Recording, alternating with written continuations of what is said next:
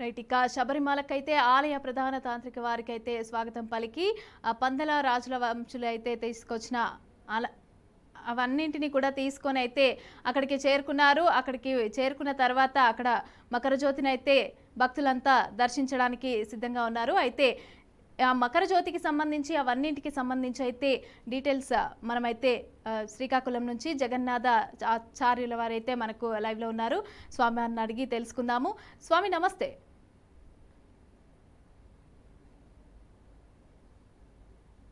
నమస్తే అమ్మా. ఈ మకర జ్యోతికి సంబంధించి అయితే ఈ పూర్తి అంశాలైతే ఏ విధంగా ఉంటాయి అవన్నీ అందించగలరా?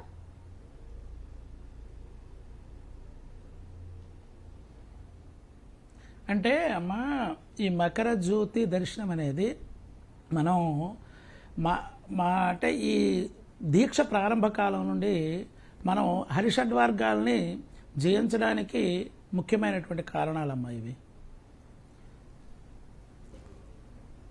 హలో చెప్పండి ఆచార్య గారు.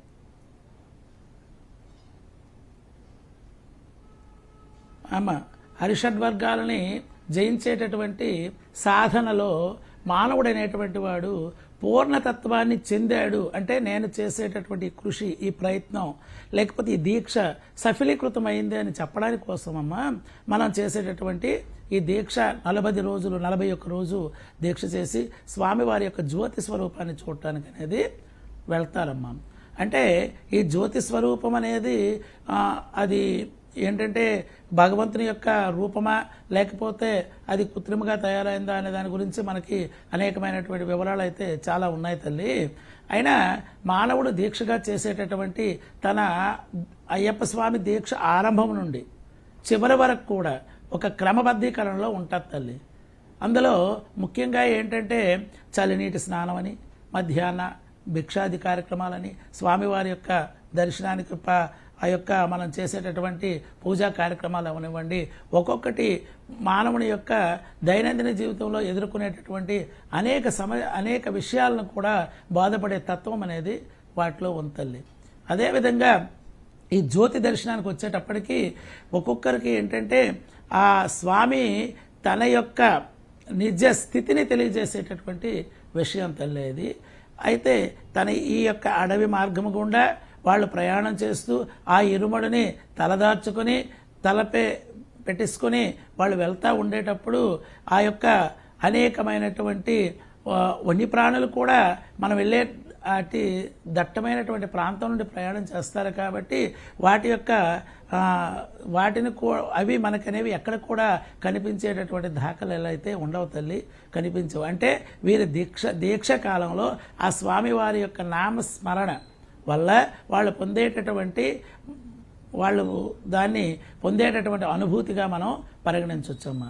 అయితే వీళ్ళు ఈ విధంగా ప్రయాణం చేస్తూ ఆ యొక్క 18 మెట్ల పైన స్వామివారు కూర్చునేటటువంటి ఆ యొక్క జ్యోతి దర్శనానికి మనకి చాలా అంటే ఆ జ్యోతి దర్శనం చేసిన తర్వాత వీళ్ళు స్వామివారినే చూశామన్నంతటి అనుభూతిని పొందడానికి ఆస్కారాలు అనేవి ఉన్నాయమ్మా. అంటే ఈ మకర జ్యోతికి అయ్యప్ప స్వామికి సంబంధం ఏమంటారు? ఇంత పరమార్థంగా తీసుకుంటూ ఉంటారు భక్తులైతే. మకర జ్యోతికి అమ్మా భక్తులంతా కూడా ఇంత పరమార్థంగా భావిస్తూ ఉంటారు ఈ మకర జ్యోతికి సంబంధించి. అయితే ఎందుకంత ప్రాతినిధ్యం వహిస్తారనేది?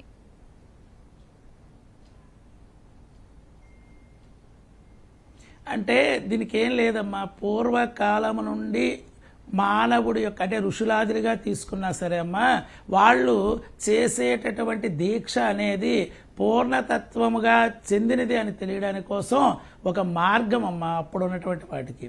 దాన్ని అనుసరించి అనేక కావ్యాలు అనేక గ్రంథాలు రచించారు. ఈ రోజుల్లో మానవుడికి ఉన్నటువంటి జ్ఞాపక శక్తిలోనైతేనేమి మానవుడికి ఉన్నటువంటి ఈ యొక్క ప్రస్తుతం ఉన్నటువంటి ప్రకృతి వైపరీత్యాలకు సంబంధించినటువంటి విషయాల్లో, ఆహార నియమాల విషయాల్లో వీటిలో మానవుడు అంత సఫలీకృతంగా ఉండలేడు. అయితే వాటి యొక్క ఈ 41 రోజు కూడా ఆ యొక్క స్వామివారి యొక్క నామాన్ని హరిహరుల యొక్క పుత్రుడు అన్నమాట అయ్యప్ప స్వామి. అందువలన వాళ్ళ ఇరువురిని కలిపి ధ్యానించడం వల్ల మాకు ఈ రకమైనటువంటి ఆ అపమృత్యు దోషాలైతేనేమి లేదా ధన సంపాదన ఇత్యాది మనం చేయ వృత్తి వ్యాపార వ్యవహారాల యందు ధనలాభాన్ని పొందడానికైతేనేమి స్థిరమైనటువంటి అభివృద్ధి మనము చెందగలము అనేటటువంటి ఒక కోరికతో మాత్రమే ఈ యొక్క దీక్ష అనేది ప్రారంభిస్తారు ప్రతి ఒక్కరు కూడా. అయితే ఆ యొక్క దీక్ష ప్రారంభించిన తర్వాత స్వామివారిని ఆ విధంగా జ్యోతి రూపంలో చూడటం వల్ల వాళ్ళు మేము అలాగే ఆచార్య గారు, అయితే శబరిమలలో అయితే మకర జ్యోతి దర్శనం ఇవ్వడం జరిగింది. ఇప్పుడు అందరూ కూడా తిలకిస్తున్నారు. అయితే ఆ దృశ్యాలను అయితే మనం చూస్తున్నాము. ఇక్కడ 3 సార్లు కూడా మకర జ్యోతి అనేది దర్శనం అయితే ఇవ్వటం జరిగింది. అయితే అక్కడ మనం కొండ మీద 4 లక్షల మందికి పైగా అయ్యప్ప భక్తులు అయితే అక్కడ ఉండడం జరిగింది. అయితే మనం విజువల్స్లో చూడొచ్చు, మొత్తం మనకు కనిపిస్తుంది. అక్కడ భక్తులంతా కూడా అక్కడ చేరుకొని మకర జ్యోతిని అయితే తిలకించడం జరుగుతోంది. అక్కడ పొన్నంపాల మేడపైన అయితే మకర జ్యోతి కనిపించినట్టుగా మనకు తెలుస్తోంది.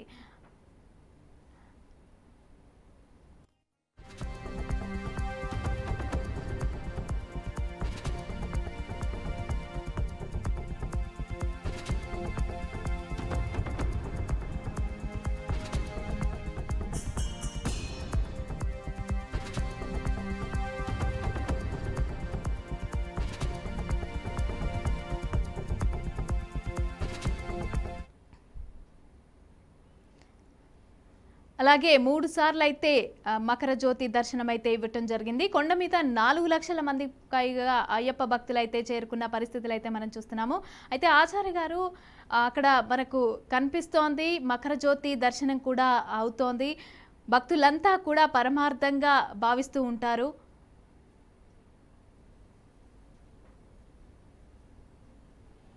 స్వామివారి యొక్క నామాన్ని జపిస్తూ పరమ ఆనందోత్సవాన్ని పొందుతారు తల్లి.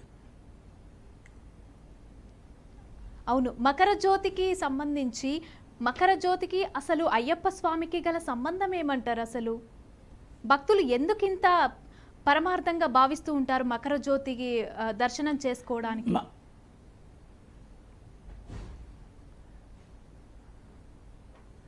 మకర జ్యోతి దర్శనం చేసుకోవడానికి ఎందుకు అంత పరమార్థంగా భావిస్తారు అంటే, అమ్మా, అంటే ఒక తన యొక్క తపో దీక్ష, తను స్వీకరించినటువంటి దీక్ష పరిపూర్ణంగా స్వామివారికి చేరిందన్న ఆనందంతో దానికి వెంపర్లాడుతూ స్వామివారి యొక్క ఆ మకర జ్యోతిని దర్శించడానికి అయితే భక్తులు అనువుగా చూస్తారు తల్లి. అంటే మేము 41 రోజు ఈ విధమైనటువంటి దీక్ష చేశాము, దీనివలన స్వామివారు మాకు కటాక్షించారు, మాకు కరుణించారు, మా యొక్క కోరికను నెరవేరుస్తారు అనేటటువంటి జిజ్ఞాసతో ఈ యొక్క స్వామివారి యొక్క జ్యోతి రూపాన్ని చూసి చాలా ఆనందపడుతూ స్వామివారి నామాన్ని చాలా విరివిగా స్మరిస్తూ మంచి ఆ ఆనందోత్సవాన్ని పొందుతారు తల్లి. అలాగే పొన్నంబాల మేడపైన అయితే లక్షల మంది కూడా అక్కడికి చేరుకొని అయ్యప్ప స్వామిని దర్శించుకుంటారు.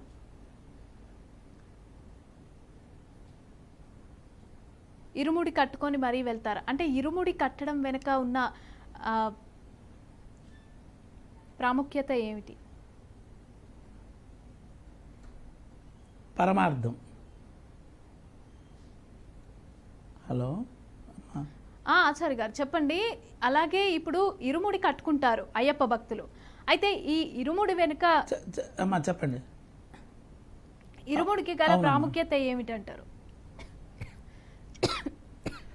ఇరుముడి వెనుక ఉన్నటువంటి అంతరార్థం ఏంటంటమ్మా, మనం ఆ ఇరుముడిలో సామగ్రిని కానీ ఒకసారి పరిశీలించినట్టయితే మానవుని యొక్క దైనందిక జీవితంలో ఉన్నటువంటి అనేక విషయాలు అందులో ఇమిడీకృతమై ఉన్నాయమ్మా. ఆద్యంతో నెయ్యిని ఉపయోగిస్తారు, అలాగే ఒక పరిపూర్ణ పక్వానికి చెందినటువంటి ఒక కొబ్బరిని ఉపయోగిస్తారు. అదేవిధంగా స్వామివారి యొక్క ఇరుముడిని కూడా నలుపు వస్త్రాలతో ఏర్పాటు చేసినటువంటి ఒక దానికి సంచి లాంటిది కూడా ఏర్పాటు చేస్తారమ్మా.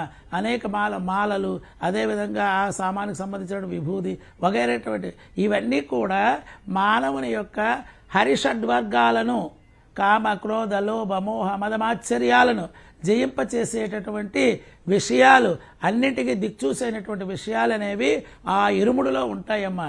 అంటే నేను ఇక నుంచి ఈ దీక్ష స్వీకరించిన తరువాత నుంచి కూడా వీటినన్నింటినీ స్వామివారి యొక్క దయచేత, స్వామివారి యొక్క కృపచేత ఈ యొక్క దీక్షని నేను స్వీకరించాను. తరువాత ఇక్కడ నుంచి కూడా నా జీవితాంత కాలం కూడా ఈ కామ క్రోధ లోభ మోహ మదమాశ్చర్యాలు అనే వాటికి నేను చేరకుండా నేనేంటంటే మంచి ఉన్నత స్థితిలో వెళుతూ చివరికి స్వామివారిలో నేను ఐక్యము పొందే విధంగా చెందుతాను అని చెప్పడమే ఈ ఇరుముడిలో ఉన్నటువంటి ప్రత్యేకమైనటువంటి అంతరార్థం తల్లి.